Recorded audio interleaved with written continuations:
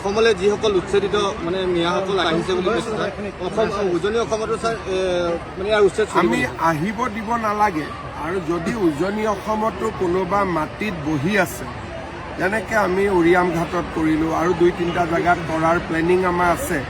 য'তেই বহিব আমি তাতেই উচ্ছেদ কৰিম খালি মানুহে ভাড়াঘৰ দিব নালাগে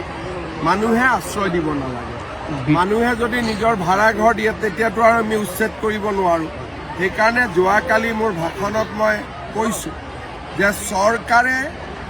অকলে অসমক সুৰক্ষিত কৰিব নোৱাৰে সকলোৱে তাত অৱদান জনাব লাগিব ভাড়াতীয়াই ভাড়া দিব নালাগিব ইণ্ডাষ্ট্ৰিয়েলিষ্টে কাম দিব নালাগিব ঠিকাদাৰে কাম দিব নালাগিব মানুহে নিজৰ মাটিত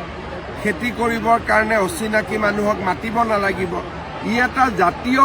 প্ৰতিৰোধ এটা গঢ়ি উঠিব লাগিব বিটিআৰত আজিৰ পৰা অৰুণোদয় আৰম্ভ কৰিছে নেকি কিমান সামৰিক অহাকালি কিমান মই যাম অহাকালি 4 লাখ বিটিআৰৰ বাসিন্দাই অৰুণোদয় লাভ কৰিব অসমলৈ যিসকল উচ্ছেদিত মানে মিয়াসকল আহিছে বুলি কৈছে অসম উজনি অসমতো স্যাৰ মানে ইয়াৰ উচ্ছেদ আমি আহিব দিব নালাগে আৰু যদি উজনি অসমতো কোনোবা মাটিত বহি আছে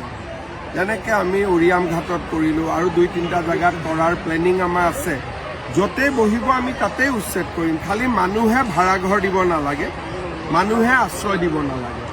মানুহে যদি নিজৰ ভাড়াঘৰ দিয়ে তেতিয়াতো আৰু আমি উচ্ছেদ কৰিব নোৱাৰোঁ সেইকাৰণে যোৱাকালি মোৰ ভাষণত মই কৈছোঁ যে চৰকাৰে অকলে অসমক সুৰক্ষিত কৰিব নোৱাৰে